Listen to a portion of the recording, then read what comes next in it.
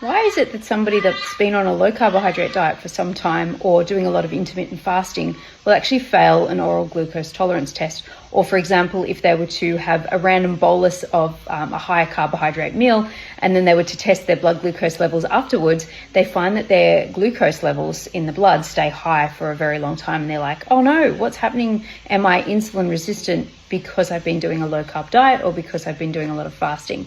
So in order to understand why this happens, we first need to just briefly understand what usually happens when somebody's eating a higher carbohydrate diet. So let's say this is a usual diet for them. They eat a lot of carbohydrates and they bring in a bolus of carbohydrates with a meal. Usually what's going to happen is the pancreas is going to release out some stored insulin. This is called the first phase of insulin secretion. So you're going to have a little bit of stored insulin from the last time you ate a high carb meal. And that will be released out first, and that will start to control the blood glucose levels and bring them down. As the body's trying to do that, it will also then go, okay, we might need a little bit more insulin, so it will release out a second phase of insulin, which is what it produces in response to that actual meal. So you'll get two phases of insulin, and that will bring down the blood glucose and essentially get the glucose into the cells, and we can make ATP from it. But in somebody who has been following a low carb diet for quite a while, they're going to be keeping their insulin levels very, very low, and they're not going to be eating carbohydrates really much at all. And so how the body responds to this, which is very fascinating, is it eliminates that first phase of insulin secretion, which is essentially the insulin that is stored in preparation that you might eat a high carb meal. So instead, if you were to eat a random glucose bolus or a random high carb meal that you don't usually eat, the body's like, oh, hang on, we've got carbohydrates here now, but we don't have any stored insulin because we weren't expecting it.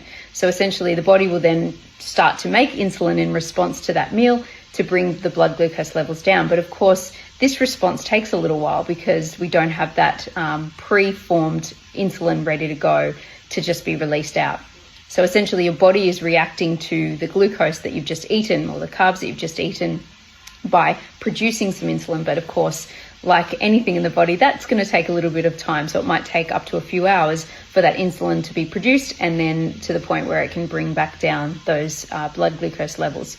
The interesting thing about this is it appears to actually reverse very quickly. So let's say you did decide you wanted to bring back a high carb diet. If you were to eat more than sort of 1 to 2 meals, the body's already kind of going, oh, okay, we're bringing back carbs, so we need to store some of that insulin. In fact, 1 meal seems to be enough to prep the body for storing a little bit of that insulin ready to go for the next meal.